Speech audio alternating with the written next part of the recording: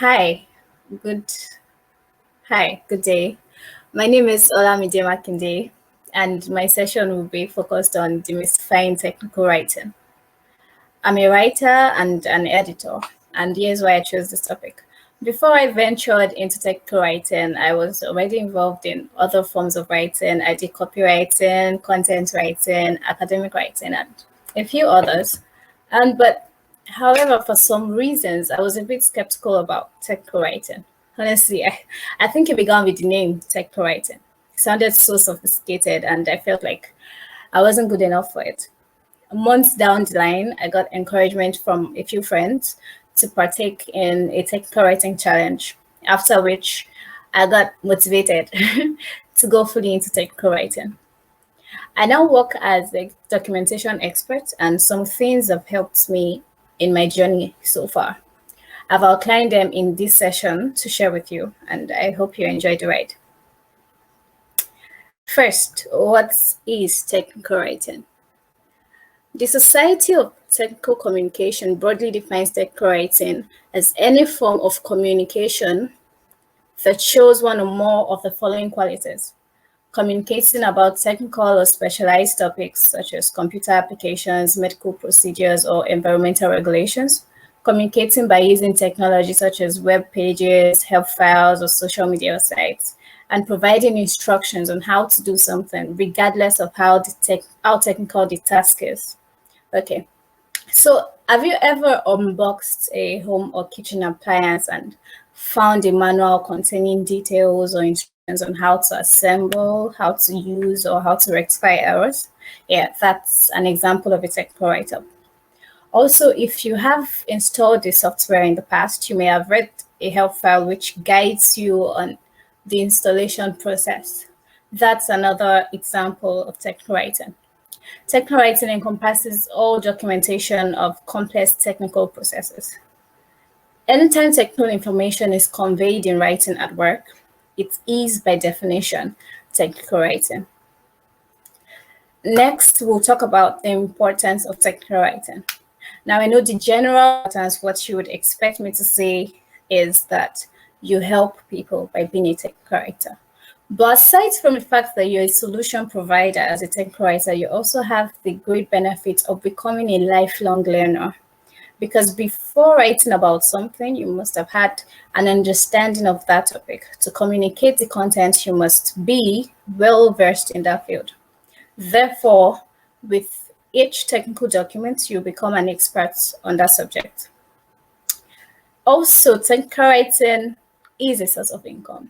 According to statistics, it's been predicted that technical writing will have a demand growth of 10% from 2014 to 2024, making it a very profitable field. So as long as you can effectively pass a message across, the more experience you get, the higher your chances of getting a job as a technical writer or a documentation expert. So as a technical writer, you're helping, you're learning, and you're earning simultaneously. We'll move on to the do's of technical writing. Like I mentioned in my introduction, there are some things that have helped me in my technical journey, which I would love to share with you. The first is understanding your audience. Understanding your audience is an essential factor in technical writing, because when you know your audience, you're able to tailor your article or your write-up to their needs, their specific needs. You're able to solve their problems directly. There are questions you need to ask yourself before you write. First, what skills does your audience possess? What skill level is the write-up targeted at? If you're writing for beginners, you're definitely going to write differently from when you're writing for people in the intermediate level or when you're writing for experts. Also, you have to define the problem. What problem is peculiar to these people with this skill in this particular level, and what problem do you want to solve with what you're writing? Also, what's their average attention span? I don't know if you're like me, you've probably Googled your issue at some point and see some articles that just look too long, and then you don't even spend too much time reading it through. You either exit and check somewhere else, or you skim through most of it and just look for what you want. So as a writer, you have to note all these things. Understanding your audience is one of the most essential factors. The next do is to choose your style. A common mistake writers make is this. They see a writer whom they respect and maybe see as a mentor. And maybe after reading many of the person's pieces, they tend to want to copy the writing style. I mean, but while it is important to have a mentor to learn from people, it is also necessary that in a bid to be like someone, you do not lose your voice in that person's voice. The interesting thing is that there is an audience for every writing style. So be unique, stand out, write like you. Your audience, the readers, would love you for who you are. So do not copy, be unique, stand out, like I said. My next do would be to get a checklist. So it is important that you outline the steps involved in your writing process into a checklist, and then you make copies of it because it's one checklist per write-up, and then you tick as you go. So I'll give a personal experience. Here's how I write. I think of something I want to write about, and even if it pops up in my head, during my day-to-day activities when I'm not exactly thinking about it, I pen it down, maybe my phone notepad or in a jotter or something. In fact, at a point I started writing on my toilet paper. So just pen it down. Then next I research. I talk to experts in that field. I go online, I Google. And if I'm writing about a process, I try to carry out that process that I want to write about. That way I can make it relatable as possible. Then the next thing is I write my first draft. So in the first draft, I'm trying to put out every idea I have in my head into that draft. I'm trying to pass out as much information as I want to, at that point, without considering the number of lines, the punctuation, the number of paragraphs, and all of that. So after some time, sometimes hours or days, I return to read it. So I'm an editor and it's easy for me to self-edit. So after my first edit, I have a critic friend who I sent my draft to for opinions and suggestions. And then she may, just point out some things I need to remove, things I didn't include and all of that. So I filter the opinions and then, implement the ones that are necessary. I then do a final proofreading, then proceed to publish and share. All of these highlighted steps are what make up my chest, as seen in the image on the screen. You're less likely to skip a process or forget something when you have a checklist you're following. Also, it helps you to stay accountable to yourself. If maybe you're rushing, you want to skip some steps, you see your checklist and you are reminded that you have to do this before this to be able to publish an impeccable write-up. So having a checklist is very important in technical writing. Next, I would say write clearly and concisely. The first point under this is to go straight to the point, stay clear of unnecessary or confusing words. Now, in a bid to sound professional, sound like, yes, I know what I'm talking about, we tend to, write things that are not necessary. As a writer, it is essential that you make conscious efforts not to bore your readers. So do not say in a paragraph what you can say in 5 words. Do not repeat ideas in different ways and then put them in a paragraph. Just go straight to the point and move on to the next. The second point is for readability's sake, please use lists, heading tag, bolding your text, italicize it. Spacing, make sure you have very good spacing. Okay, so let me cite a short example. I was attempted to read a literature text in my post-secondary school phase. And as I opened the first chapter, I already began to lose interest because everything was crammed up. The spacing wasn't so good and it already looked boring. That already made me lose interest in it. I was already uninterested, but I had to read it for a school test. So I just had to read it. Unconsciously, I began to skim through it without actually understanding anything. So even when the test came, I couldn't remember because I wasn't interested in that piece. Now, if you want me to pay close attention to something in your write-up, bolding it or make it a heading, list it out. Also, when it comes to listing, if you're writing about a process, do not juggle up steps. For example, if I'm writing about setting up a bonfire, step one would be to gather sticks and matches. Step two will be to maybe light the fire. Now, it wouldn't make sense for me to write step two before step one, or light the fire before gathering sticks. So you have to ensure that you do not juggle up steps. You write out your steps sequentially so as not to confuse your audience. The next point is to define your acronyms. Now, jargon is something very common with writers, especially if you're an expert in the field you're writing about. You tend to just throw in some acronyms.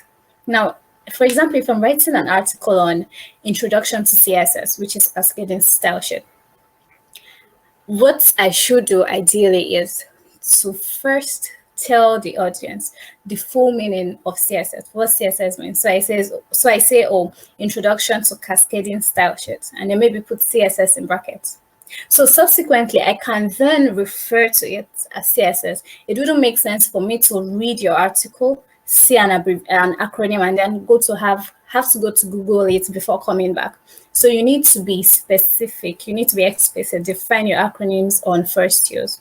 Also, minimize or avoid abbreviations completely.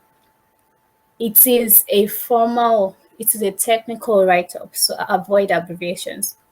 The next point is to use the active voice when you can. The active voice is generally easier to read and understand and often advised for writers. So whenever it's possible, choose the active voice in your sentences. In active voice, the subject of the sentence is the doer of the action. So let me just give an example. So rather than saying the food was cooked by the girls, why not say the girls cooked the food? I mean, it's more direct, it's clearer, it's easier to understand. Unless you're writing a report of something, which you have to write in passive voice, I would advise you use active voice whenever you can. My next point is to break your ideas into paragraphs.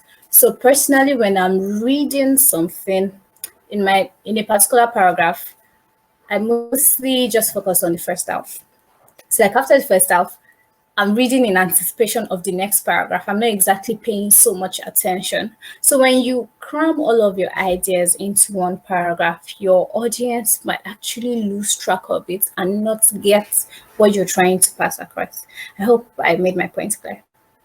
Next, make it relatable. So if you remember at the beginning, I said you should ask yourself what skill level your readers have, what skill level your readers are.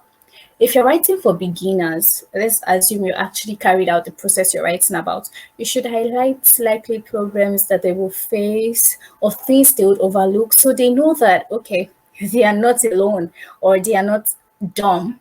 I mean, sometimes I Google some things and I'm like, am I just dumb? What is going on? Why just try to understand this? But then when I see an article that is very relatable, I see that, oh, okay, it's actually a common mistake. It's a common thing that people overlook. So make it relatable for your readers. Next, include images. It is often said that a picture is worth 1,000 words. In instructional manuals, you'll see that there's usually an image for every step. So imagine you buy a blender and you want to assemble it. When you open the manual, you see that when they say, oh, for step one, do this step, they show an image. For step two, same thing. That way it assures the reader that they're on the right track. And then if they're not getting something right, when they see the image, they're able to rectify it. It clarifies things when they do not understand what they've read.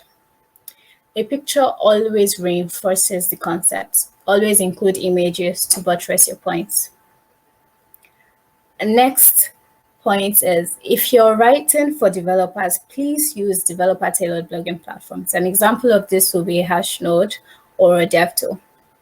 Aside from being writing platforms, developer-tailored blogs are communities too.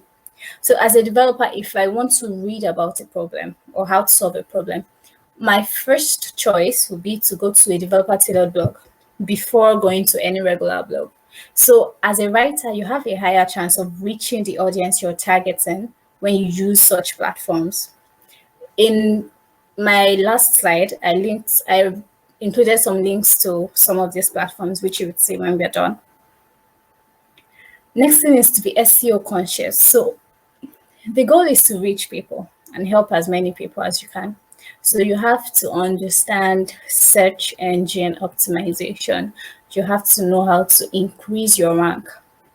To do this, you need to be conscious of the keywords you use, your sentence length, your meta description, and all of that. What I usually do is when I finish writing, I copy my write-up into an online SEO rank checker. So that way I can see how good I've done for my SEO for that particular write-up. The next, practice and be intentional about getting better. The more you practice, the better writer you become. So personally, when I was about to make the switch into technical writing, I took a course. So I advise people to take a course because personally for me, it was very explanatory. It gave me the right push in the right direction. And before long, I was already very good at what I was doing. So take a technical writing course, read. I haven't met a good writer who isn't a good reader.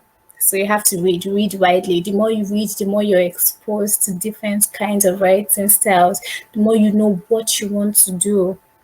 Next is to attend events. Events like this, you hear ideas, you share your thoughts, you meet people.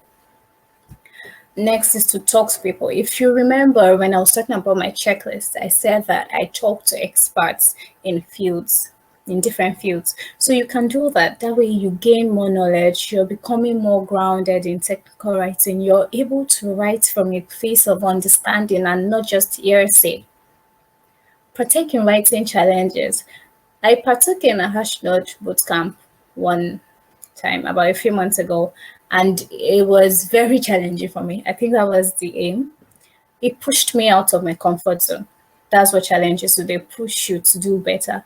You want to meet a deadline. You see people who are with you, who are following, who want to achieve the same thing, and you're with them. Partaking in writing challenges just challenges you to be better, and I'll advise that you partake in some of them. Next is to seek feedback, filter and implement the relevant ones. So when you publish an article and you see comments, you should take time to read through the comments, read what people point out, the positive and the negative. Filter those that are irrelevant and honestly implement the relevant ones. It makes you get better and it makes you keep your readers. People come back to you, but oh, she's actually making conscious efforts to get better. People want to stay glued to you. People want to listen to what you have to say.